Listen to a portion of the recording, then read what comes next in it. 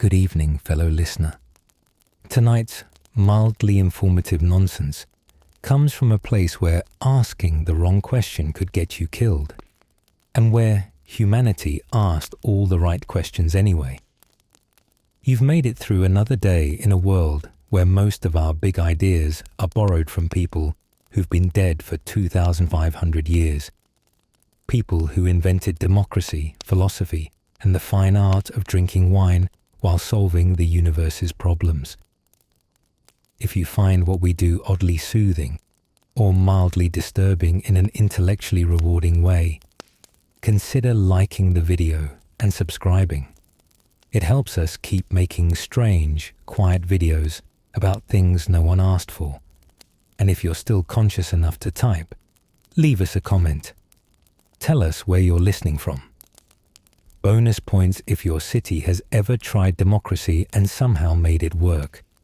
Now sit back, lie down, or simply vanish into the calm abyss of ancient Athens, where the air smelled like olives and revolution, and where one man's curiosity would change how humans think forever.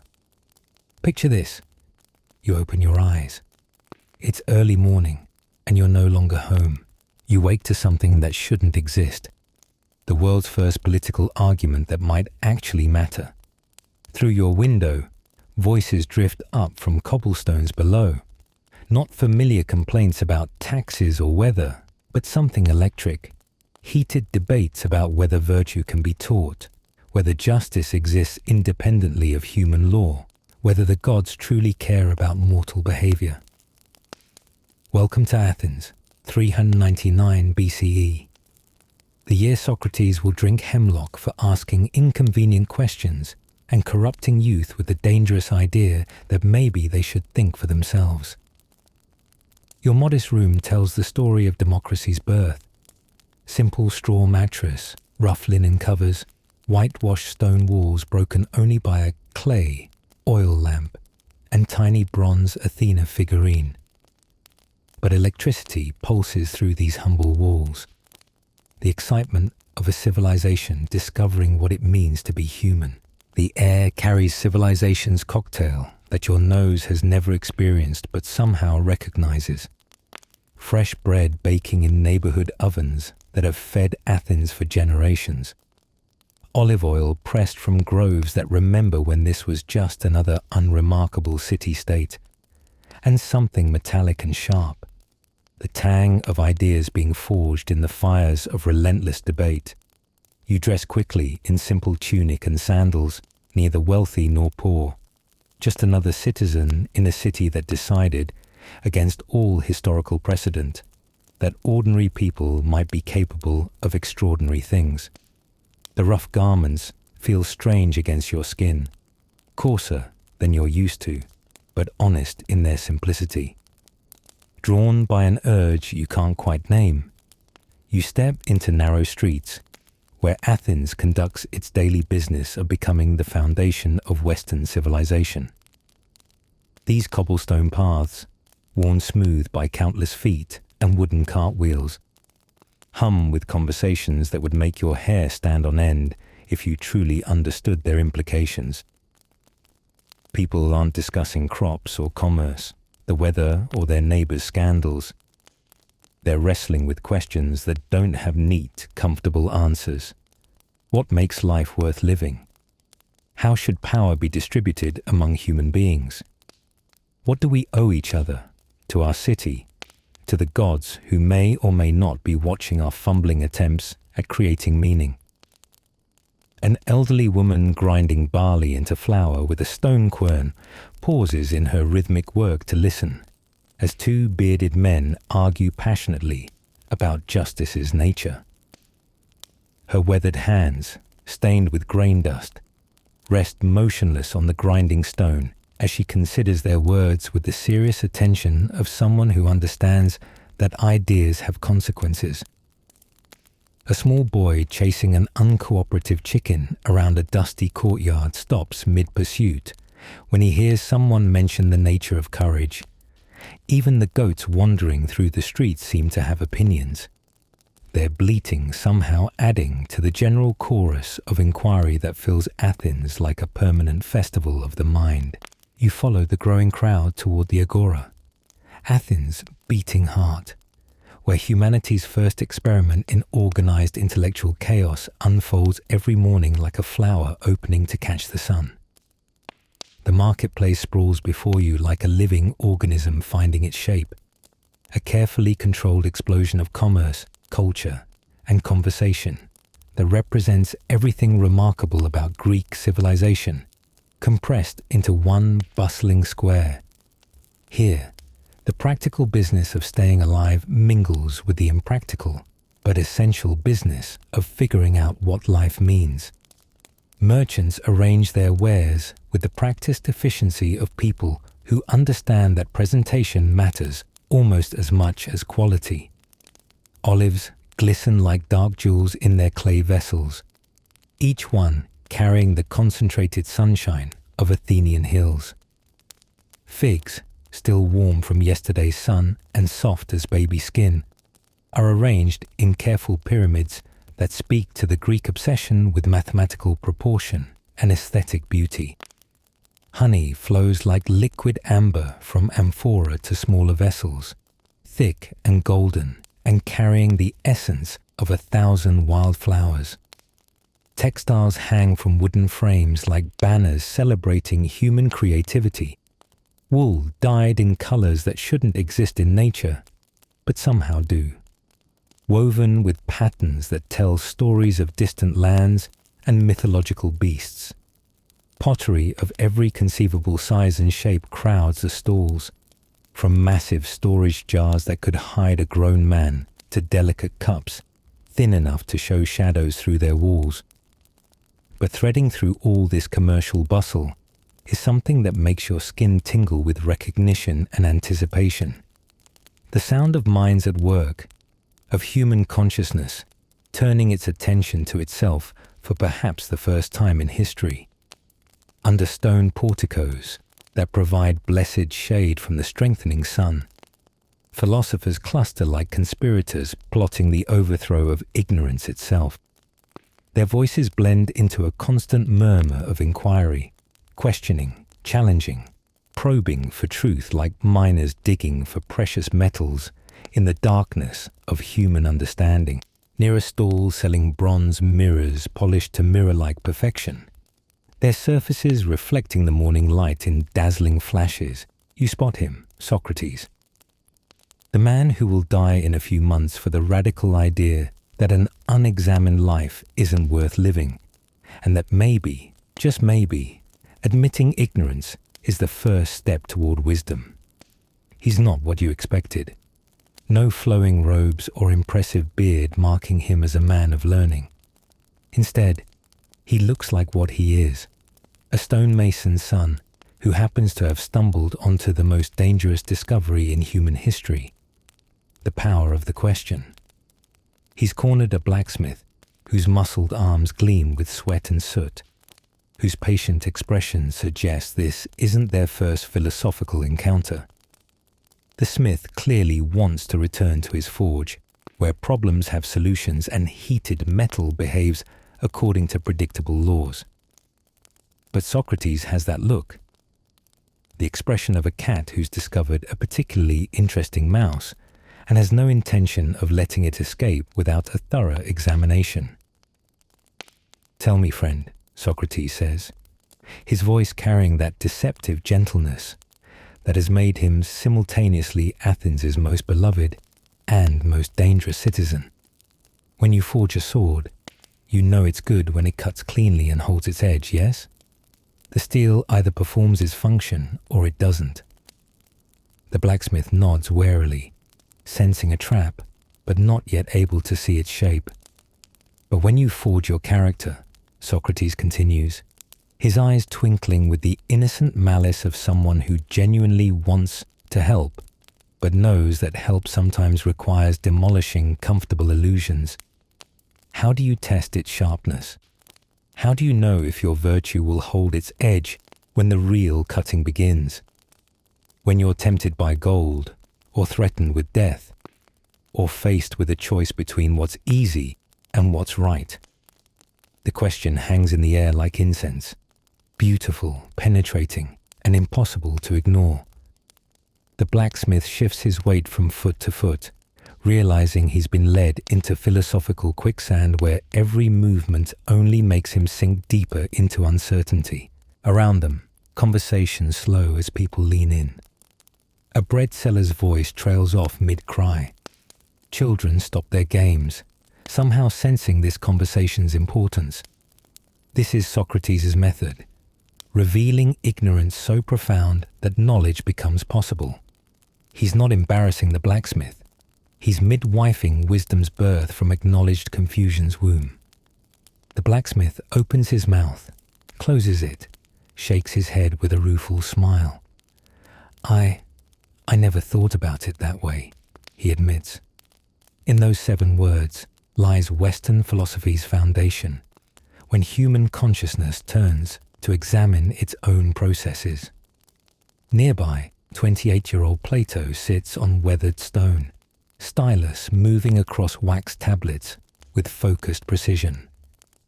He knows he's recording conversations that will be analyzed for millennia, translating living Socratic dialogue into form surviving death itself. Further along, Aristotle stands surrounded by students, breaking down human reason's architecture with master builder precision. All men are mortal, he explains with quiet authority. Socrates is a man. Therefore, he pauses, watching faces light with understanding or cloud with confusion. This isn't abstract logic. It's demonstrating how minds move from known to unknown, following reasoning chains as reliable as mathematical relationships governing stellar movement. Logic is the tool allowing us to think about thinking itself, Aristotle continues. The instrument by which we examine our reasoning, test conclusions, and build knowledge standing independent of opinion, emotion, or tradition's authority.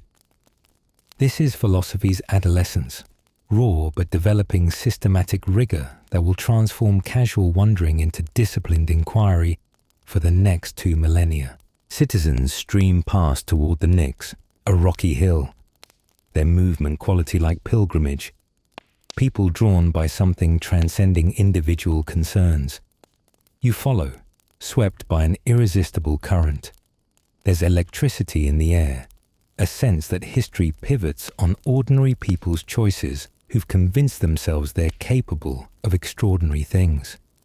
The Pnyx reveals itself gradually, a natural amphitheatre carved by wind and water, repurposed as the world's first parliament. Perfect acoustics, clear sightlines, unmistakable symbolism, where ordinary people attempt the impossible task of governing themselves. The crowd gathers like a living organism finding shape. Farmers with soil-embedded fingernails stand beside spice-scented merchants. Clean-robed philosophers debate with stain-scarred artisans. Here, power might flow not from birth, wealth, or violence's threat, but from collective voices deciding their opinions matter. The assembly opens with a question echoing through 25 centuries. Citizens of Athens, what shall we do about the war? Simple question, no simple answers. Sparta threatens trade routes. Allied cities demand military support. The treasury groans under military expenses while public works languish. Young men learn warfare's bitter mathematics instead of trades or families. Arguments erupt like scattered fires. A weathered farmer argues for coastal defences, practical wisdom, born from watching horizons for death-bringing sails. A merchant proposes economic agreements making war unnecessary. A pale philosopher warns about military spending's corrupting influence on civic virtue. You watch democracy's first uncertain steps. Hands rise to cast votes. No secret ballots, no hidden choices avoiding responsibility. Each voice visible, accountable, part of a grand experiment that could save or destroy everything Athens built. The process is messy. Louder voices sometimes drown quieter ones. Passion occasionally overwhelms reason. Decisions are made quickly, not always wisely, on incomplete information and unpredictable crowd psychology. The excluded, women, slaves, foreigners, remain silent observers of a system claiming to represent the people, while defining that term quite narrowly. Yet beneath obvious flaws, something unprecedented pulses with life and hope. For the first time, ordinary humans participate directly in determining collective fate. Power flows upward from the demos rather than downward from those claiming divine right to rule. Through messy democratic deliberation, something resembling consensus emerges. Not agreement, that's too much to hope, but a decision enough people can live with to make collective action possible. It's a compromise rather than clarity, but it belongs to those who made it. Back in the agora, you're drawn to pottery stalls where Athenian artists capture human experience in clay and glaze. Greek pottery isn't just functional. It's a window into seeing no separation between daily life's practical business and eternal questions making life meaningful. You pick up a black figure amphora depicting Achilles and Ajax playing dice during the Trojan War. Perhaps history's first documented legendary warrior game night. Both heroes lean forward with intense concentration, their legendary weapons casually aside. But other pieces make you pause and glance around nervously. These vessels feature energetic scenes. Satyrs pursue nymphs with intentions having nothing to do with philosophical discourse. Gods transform into animals for purposes mythology textbooks gloss over with euphemisms. Yet these explicit pieces sit openly among cookware, displayed as casually as any household item. A pottery merchant notices your wide-eyed examination. The gods themselves show us that pleasure is divine, friend, he explains matter-of-factly. Aphrodite teaches about love, Dionysus about ecstasy. Why should mortals pretend the body's needs are separate from the soul's longings? His attitude reveals profound Greek cultural integration. They've managed to include sexuality in daily life without obsessing or pretending it doesn't exist. It's simply part of human experience's full spectrum, worthy of artistic representation. The Gymnasium appears before you like a temple dedicated to the worship of human potential, pushed to its absolute limits. Long, rectangular, open to the Mediterranean air that carries scents of olive groves and salt water. It resonates with sounds that speak to something primal and eternal. Rhythmic footfalls against packed earth, the explosive grunt of supreme physical effort, the dull thud of bodies meeting sand-covered floors, and the sharp voices of trainers who've dedicated their lives to pushing human limitations until they break or transcend themselves. Stepping inside, you're immediately hit by a sensory wall that's both overwhelming and oddly exhilarating. Sweat, olive oil, leather, and something indefinably masculine that speaks of serious physical exertion undertaken for its own sake rather than mere survival. The noise creates a symphony of human ambition, conversations about technique and strategy, shouted instructions from trainers who've forgotten how to speak quietly, the constant clank of bronze and iron equipment, and the background hum of bodies in motion that never stops from dawn to dusk. And then you notice the most immediately obvious thing about Greek athletic culture. Every single athlete is completely, utterly, unself-consciously naked.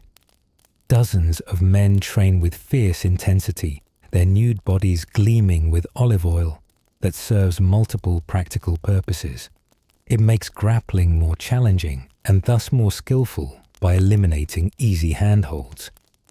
It protects skin from abrasion during ground fighting, and it allows dirt and sweat to be scraped away easily after training with bronze instruments called stridules. They move with the unconscious grace of people who've never considered their bodies sources of shame or embarrassment, who see physical excellence as worthy of pursuit and display, as intellectual achievement or artistic creation.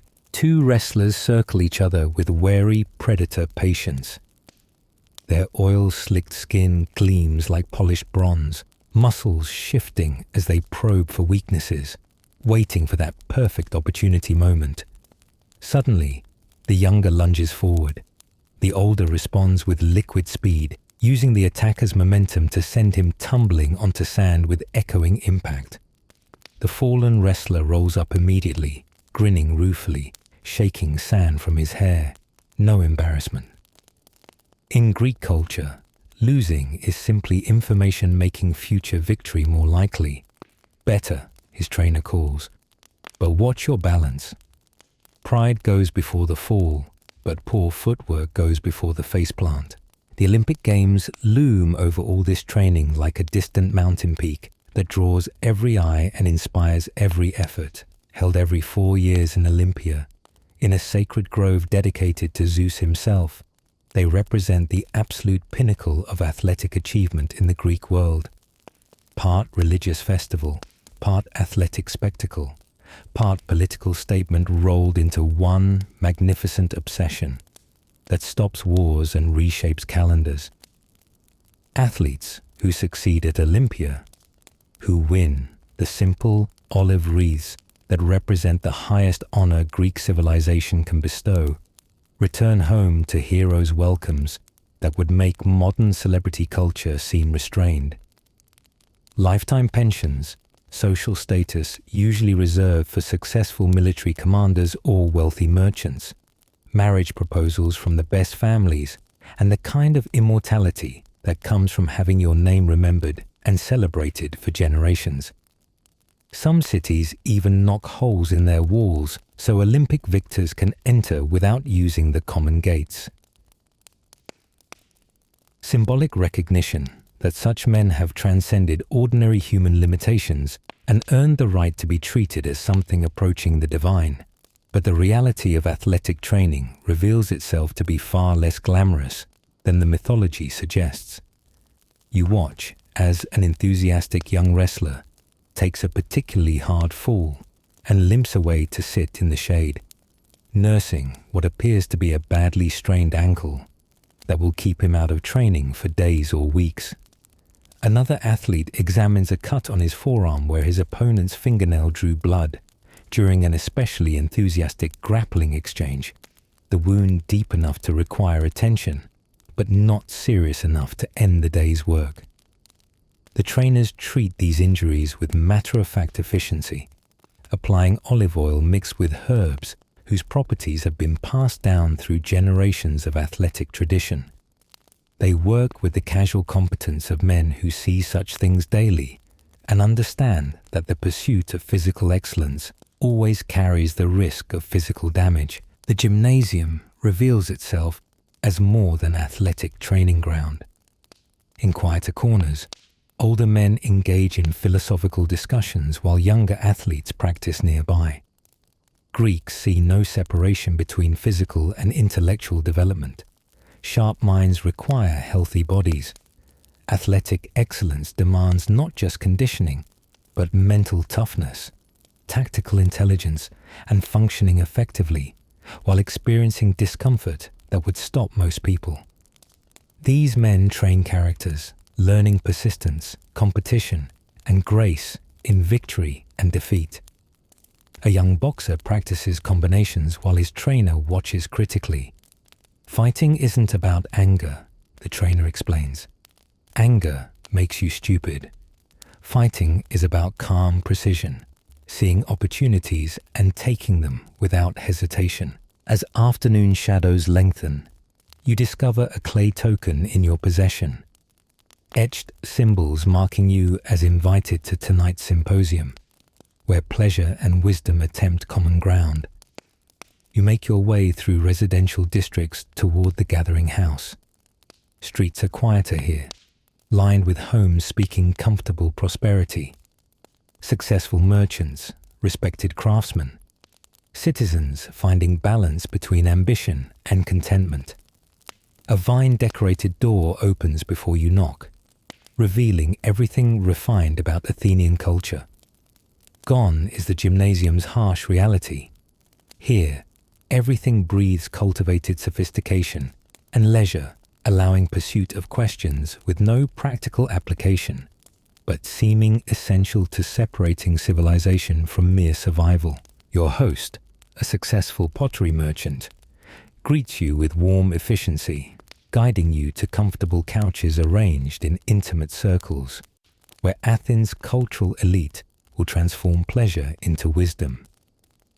A servant offers you a calyx filled with wine, carefully mixed with water, in proportion separating civilized humans from barbarians drinking alcohol straight. Greeks consider undiluted wine the mark of people lacking self-control, liquid equivalent of shouting when whispering would be more effective. The wine tastes like liquid philosophy, complex, subtle, designed to sharpen wit rather than dull it, lubricate conversation rather than drowning it in stupor.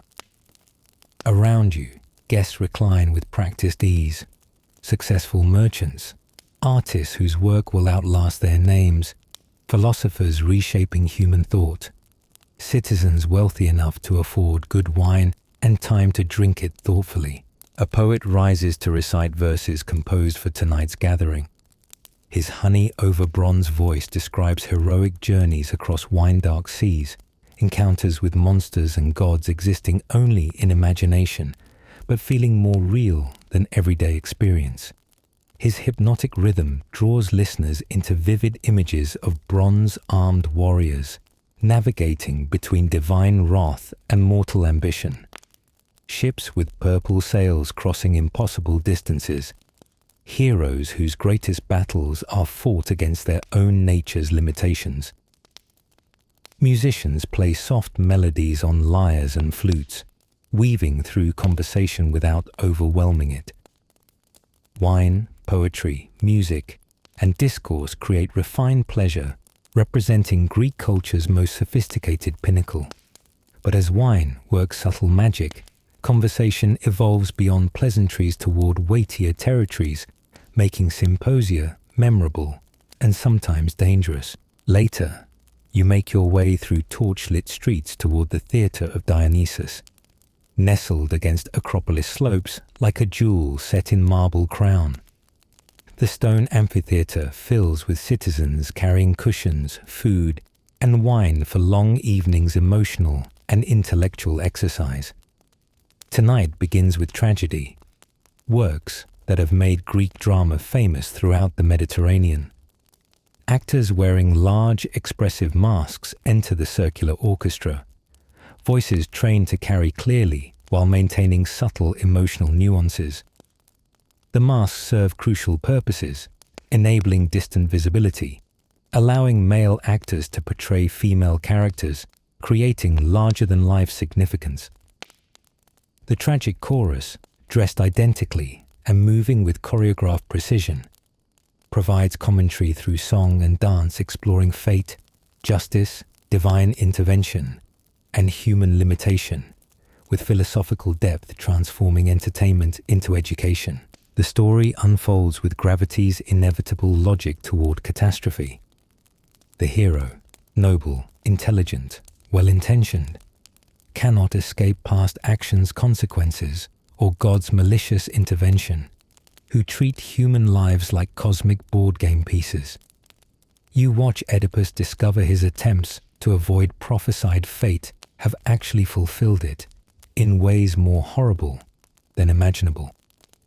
The audience follows every revelation with fascination bordering horror, finding comfort knowing fictional characters suffer more dramatically than their daily struggles warrant. Tragedy serves as emotional inoculation. Experiencing extreme suffering vicariously prepares citizens to face lesser misfortunes with greater philosophical acceptance. During intermission, vendors sell wine, honey cakes, and warm roasted nuts, while conversations buzz with performance commentary and debates about actors' interpretations. The comedy following provides welcome relief, but with sharp edges. Satirical attacks on prominent Athenians, political institutions, and social conventions most accept without examination. This humor is broad, often crude, but serves serious political purpose. Making fun of powerful people provides a safety valve for social tensions, while reminding everyone that human pretensions deserve skeptical examination. The Acropolis calls one final time. Marble temples glowing like earthbound stars in moonlight that has never seen anything like Athens' attempt. The path winds upward past smaller shrines, each representing different aspects of religious life, weaving through daily existence like golden thread, connecting survival's mundane business with eternal questions making survival worthwhile. The Parthenon stands at the summit like humanity's attempt to build a prayer in stone. Columns rising toward star-filled sky with mathematical precision, Greeks believe reflects divine order made visible.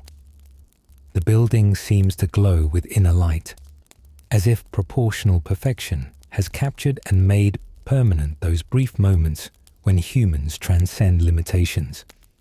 Inside, the massive Athena Parthenos statue dominates, ivory and gold figure nearly 40 feet tall, representing not just the patron goddess, but Athenian ideals of wisdom, courage, and civilized excellence made manifest.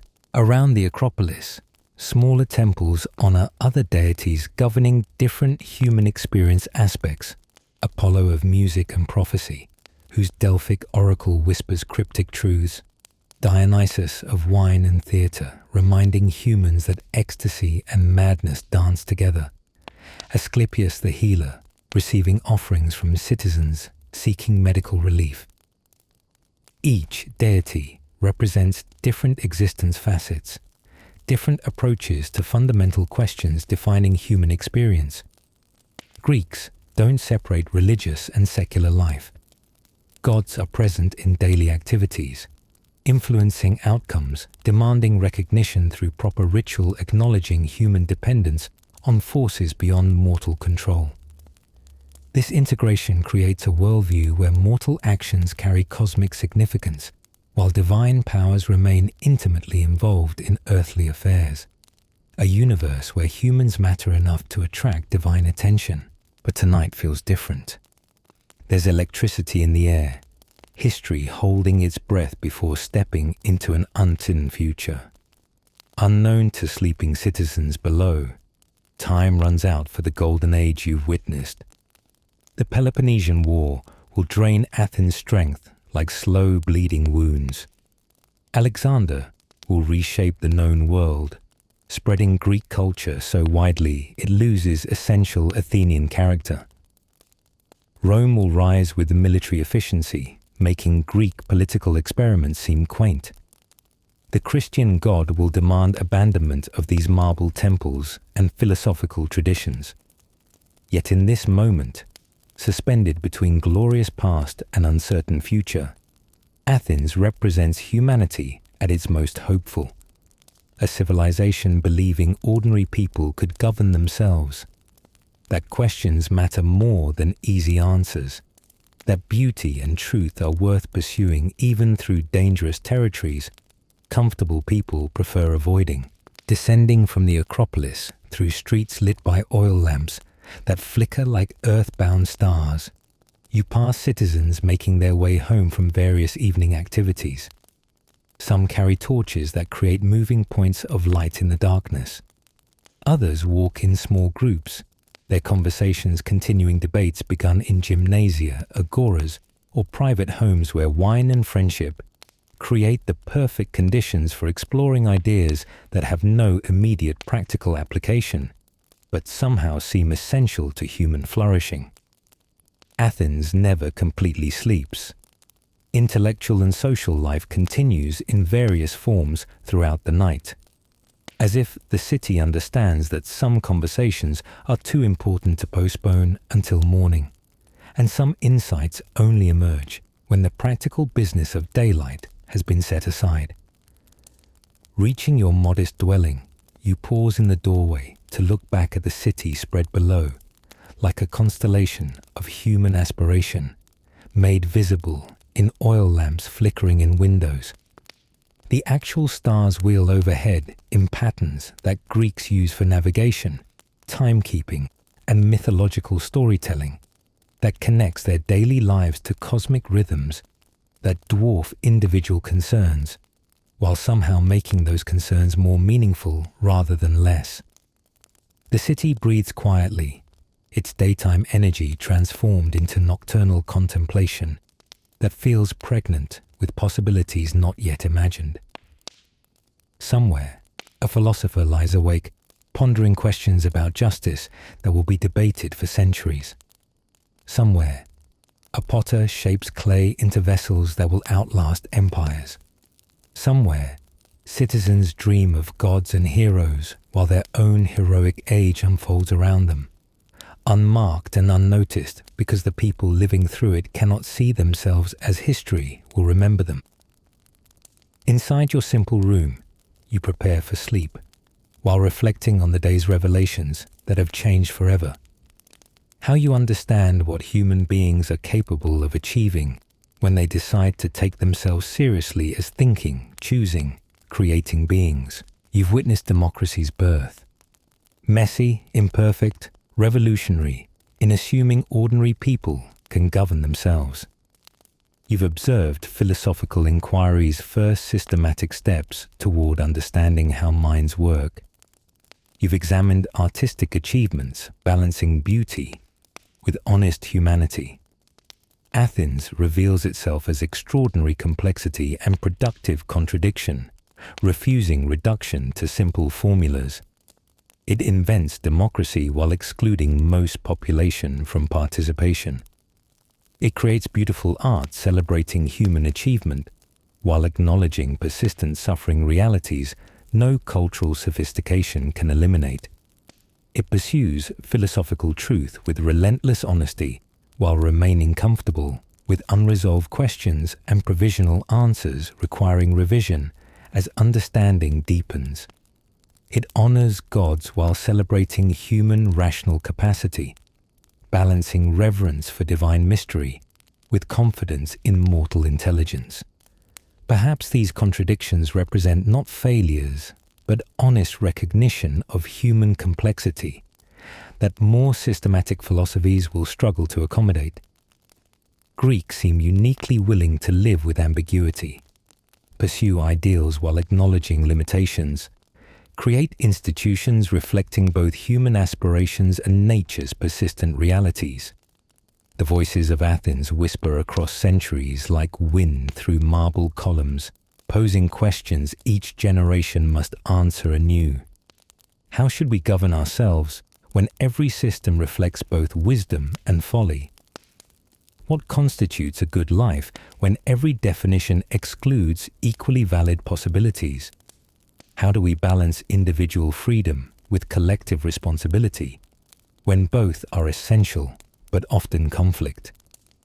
These questions remain as urgent today as 25 centuries ago, ensuring Athens' greatest legacy isn't physical monuments, but enduring commitment to the radical proposition that humans can create societies worthy of highest aspirations while remaining honest about deepest limitations.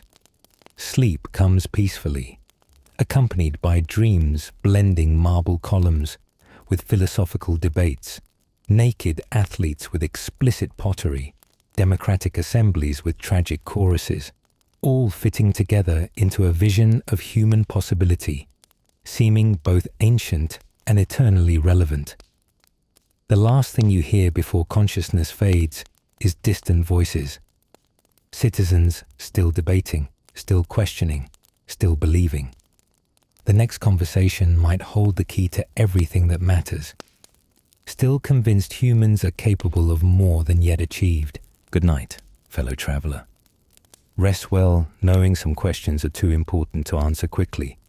And wisdom often looks like courage to keep asking better questions rather than settling for comfortable answers, eliminating uncertainty at truth's cost.